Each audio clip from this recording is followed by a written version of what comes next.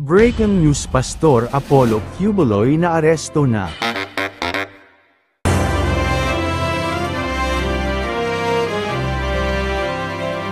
Nahuli na si Apollo Quiboloy binilandre ni Interior and Local Government Secretary Benjamin Abalos Jr. subong nga adlaw. Ginbuyagyag ni Abalos ang balita sa isa ka malipo nga post sa Facebook upon wala niya ginhatag ang detalye sa pag-aresto kay Quiboloy.